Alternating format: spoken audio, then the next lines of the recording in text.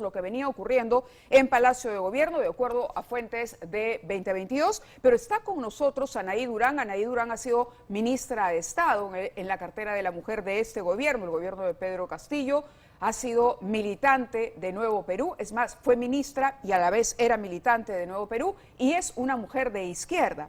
Por eso le hemos invitado el día de hoy para analizar lo que viene ocurriendo. Muy buenas noches y gracias por acompañarnos. Buenas noches, Mabel. La posición que usted cree denota esta carta o connota esta carta es de un distanciamiento claro con el presidente. Yo creo que por lo menos este sector de la izquierda, Nuevo Perú, ha tenido ya momentos de distanciamiento, ¿no? Creo que en abril también hubo uno.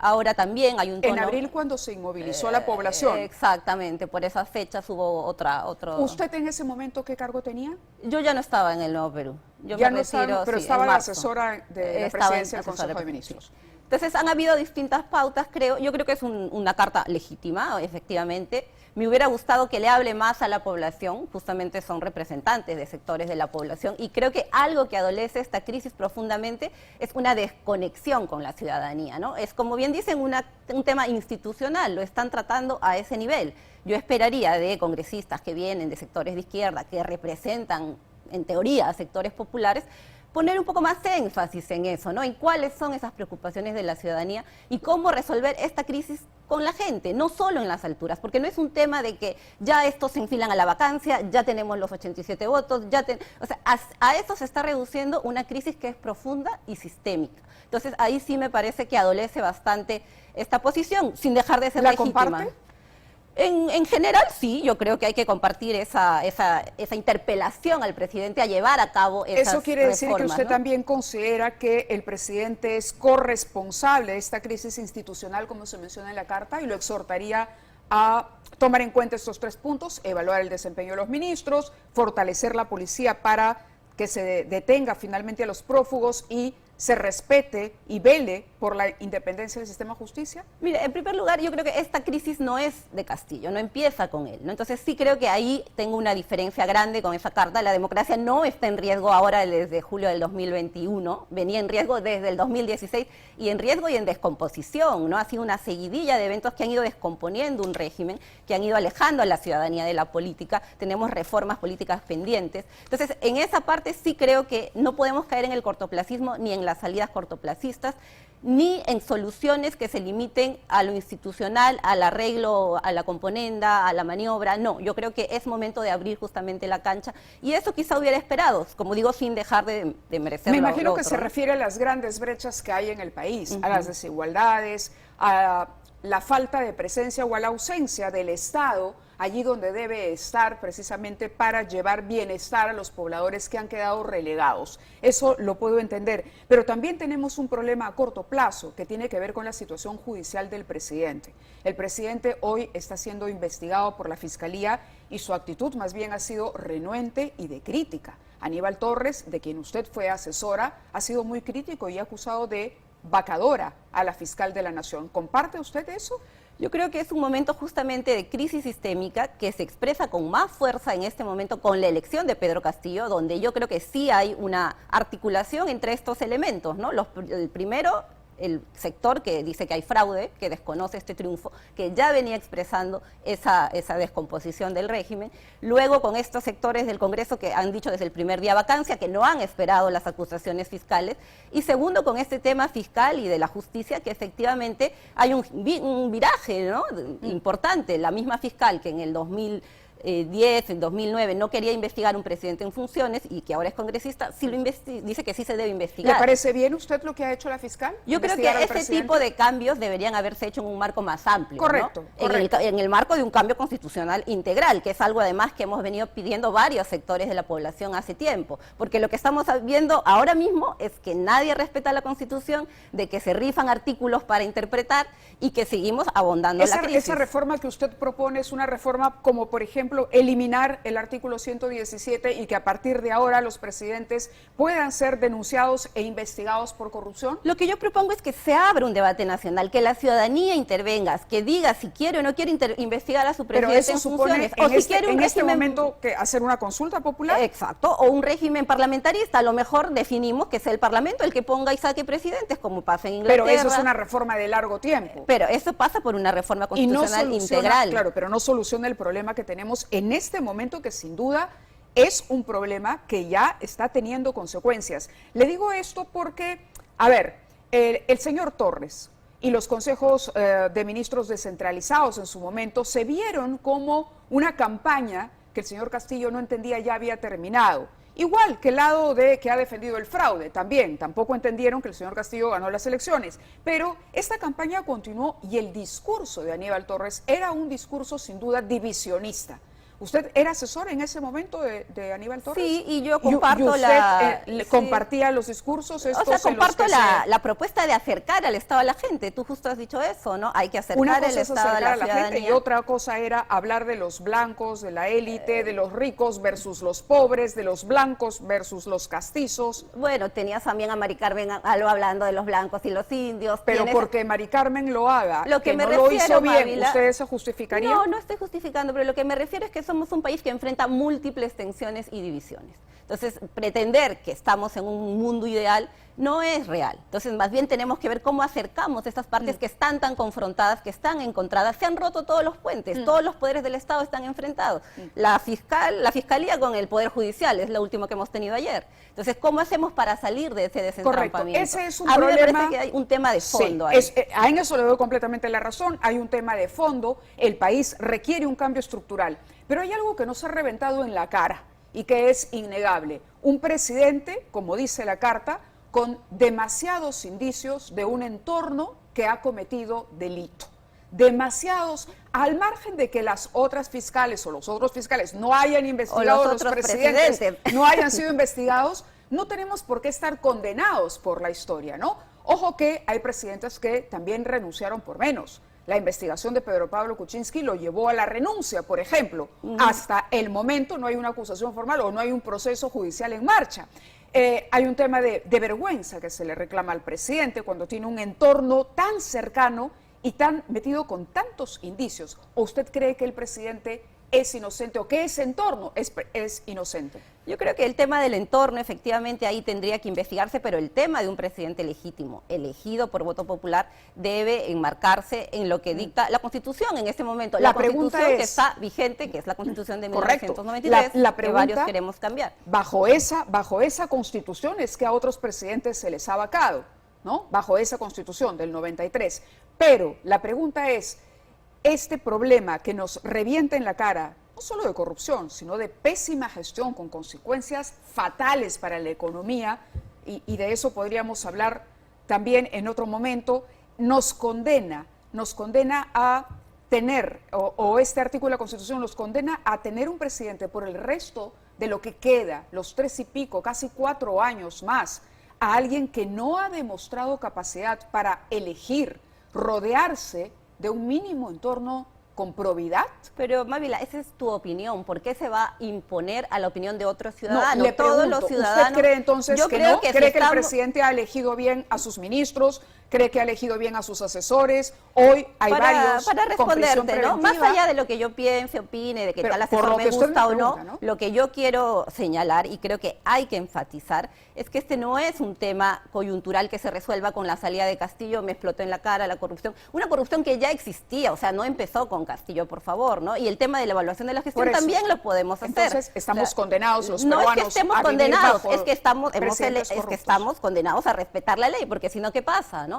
Lo que yo sí creo es que debería abrirse la discusión, debería haber una consulta popular, debería haber ahí también, por ejemplo, la figura del referéndum revocatorio, porque sí, como tú dices, que se debe ir, que hay una pésima gestión, hay un 30% de ciudadanos que dicen que no, que se debe quedar y que debe hacer... Yo no le estoy diciendo, no estoy hablando a título personal, bueno, estoy exponiendo hay un para sector conocer de su la opinión, ciudadanía, efectivamente, ¿no? que dice que se debe ir, de hecho hay gente que dijo que había fraude, en fin, ¿no?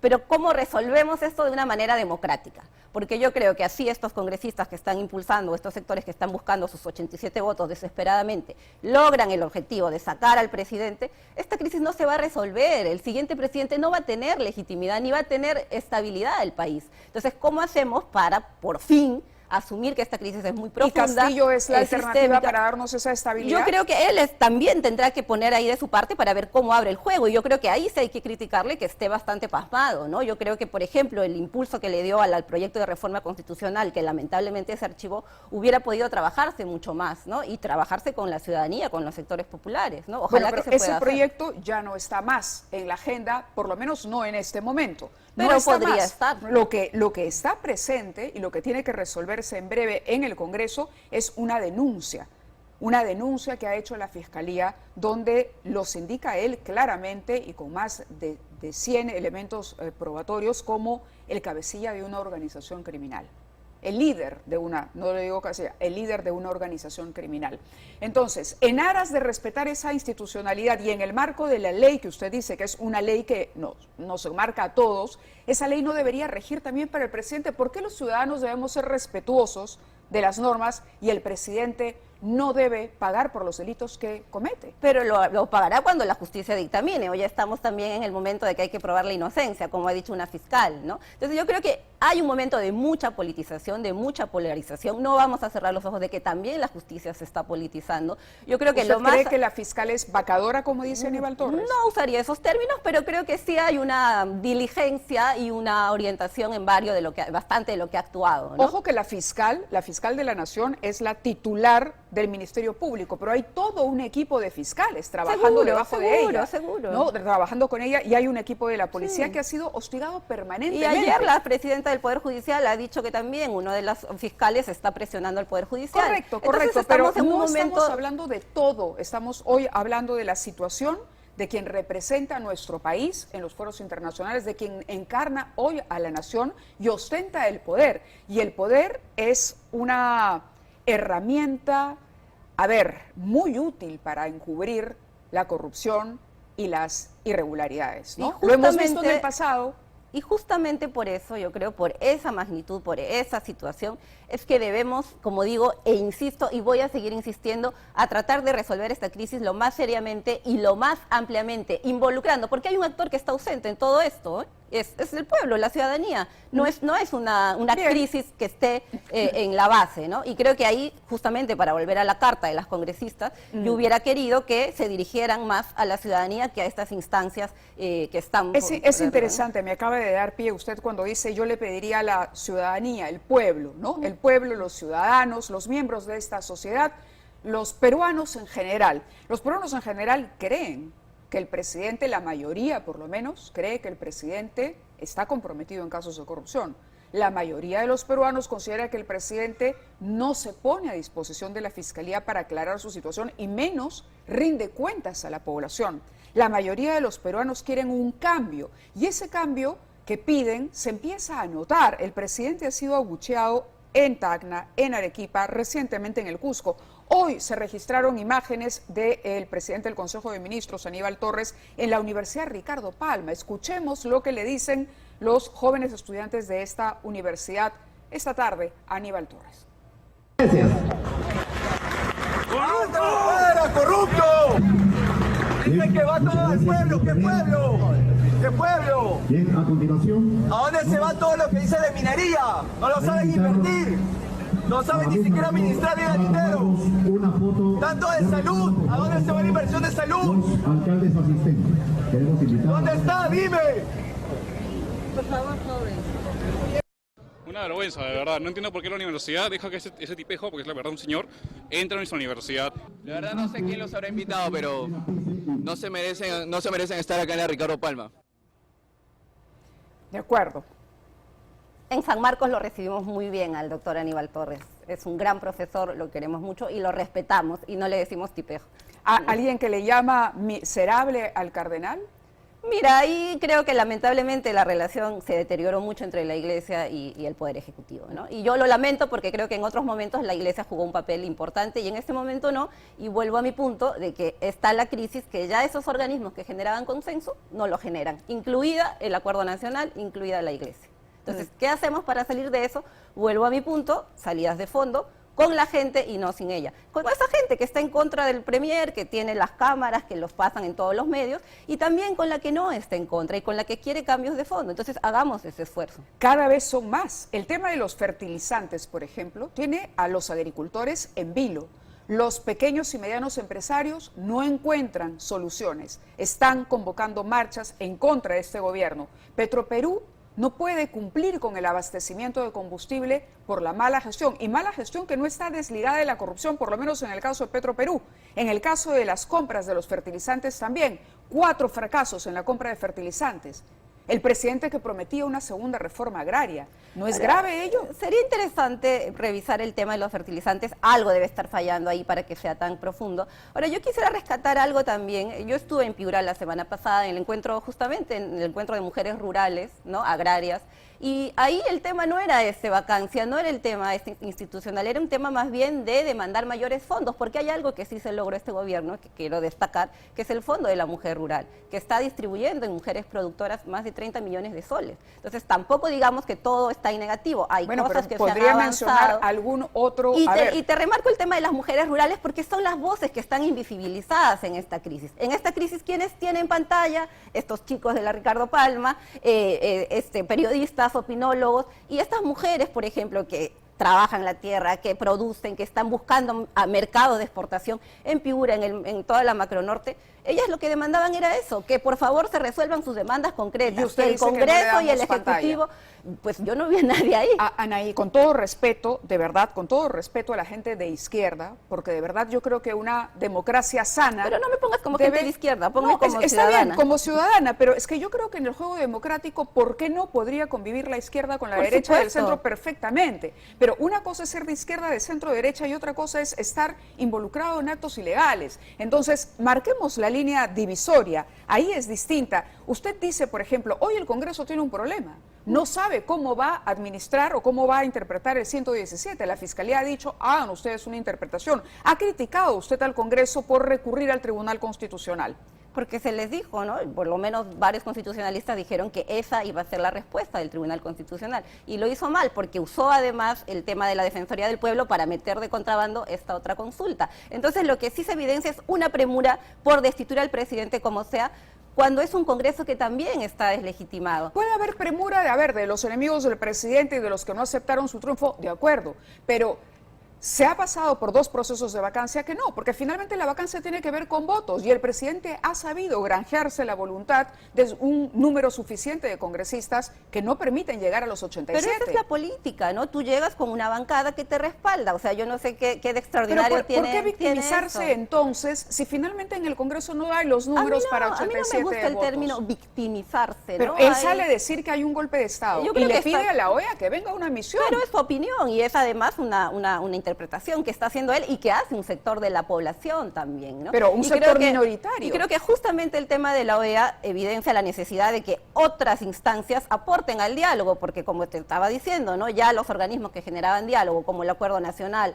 como la Iglesia Católica, como los poderes constituidos, ya no lo están generando, ¿no? Entonces, en este momento, yo creo que de la crisis, pues hay que abrir... ¿Se retiró usted de Nuevo espacio. Perú porque ya no quería militar más en política o por diferencias con la señora Verónica Mendoza?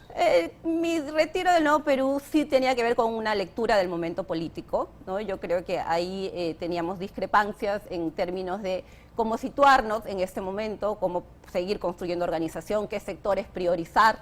¿Prefirió usted asesorar, ser parte de la PCM antes que seguir en el partido? No, no Porque es el partido un- la puso a elegir. No es un tema laboral, ¿no? No era un tema laboral, de hecho ya no estoy ahí. No lo digo por opciones de... No, yo preferí y de sigo vida, ¿no? y Finalmente. prefiero y voy a seguir insistiendo en que hay que estar del lado donde están los sectores populares y las grandes mayorías que aspiramos a representar, ¿no? Y creo que en eso la propuesta del Nuevo Perú lamentablemente se fue diluyendo, ¿no? Y bueno, creo que es el gran desafío que tiene la izquierda Se fue peruana. diluyendo y cuánto de responsabilidad le corresponde a la señora Mendoza. Yo creo que hay que hacerse cargo del voto, ¿no? Nosotros ya vamos a votar por esta opción, entonces hay que hacerse cargo, hay que dar la cara, hay que tener una opinión también de lo que está pasando y sobre todo con tus votantes, porque también en esa campaña en la cual yo participé, casi 1 millón de personas votaron por ¿Hubiera ella, querido ¿no? verla emitiendo más opinión, dando más su punto de vista, participando más activamente? Este silencio que ha guardado, digamos, ¿cuál es su balance que hace sobre la presencia de Mendoza en el debate nacional? Yo creo que en general faltan voces, ¿no? Faltan voces que... Pero apoyó su candidatura a la presidencia. Yo era jefa de plan de gobierno. Por supuesto, entonces un candidato a la presidencia que aparece cada 5 años.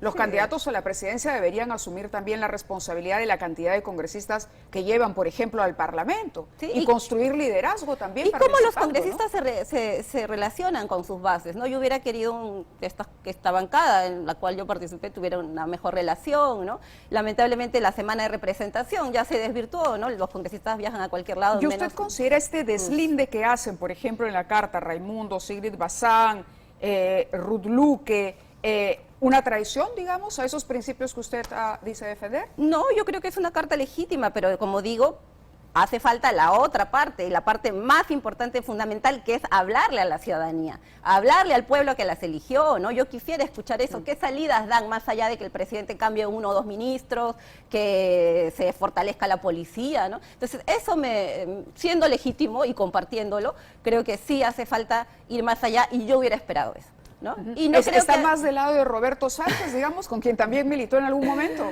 No se trata de bandos, ¿no? Y lo que yo sí creo es que no debemos leerlo todo en clave vacancia, ¿no? Yo creo que estas críticas son muy legítimas y tienen que hacerse en democracia. No, lo leemos en base a desmarque y a cómo se está moviendo, porque hace poco Flor Pablo y Susel Paredes son congresistas, entraron por el Partido Morado, ¿no? Hubo un quiebre ahí, el señor...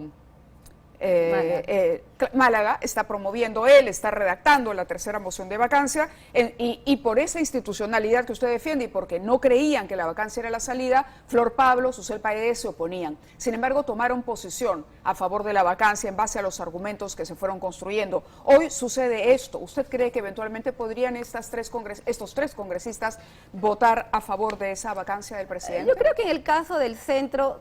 Siempre la ultraderecha y la derecha llevaron la batuta, ¿no? Lo fueron absorbiendo progresivamente y la propuesta que ellos levantaban de adelanto de elecciones tiene menos votos en el Parlamento que la de vacancia. Entonces creo que finalmente fue una alineación que ya se veía venir, ¿no? No sorprendió. En este caso yo creo que hay que verlo más en contexto, ¿no? No me parece que estén haciendo un llamado ni que deba leerse en esa clave, que más bien debe leerse en el marco de una crítica constructiva. Ojalá también el presidente las escuche. Pero por porque algo sí se escribe ahora un desmarque, esto no es gratuito, ¿no? Yo lo leo como una crítica válida en este momento. Miren el contexto en el que se da, las denuncias, corren para el pedido de firmas, el centro ya se distanció de Castillo. En el análisis político, esto es una manera de decir, ampay, me salvo porque voy a querer volver a postular y no quiero que me vinculen con Castillo.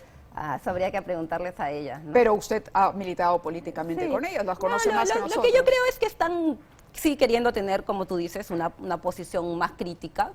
Como yo digo, de mi parte esperaría que sea una posición incluso más a el la nombre ciudadanía. cambió de la bancada, ¿no? Sí.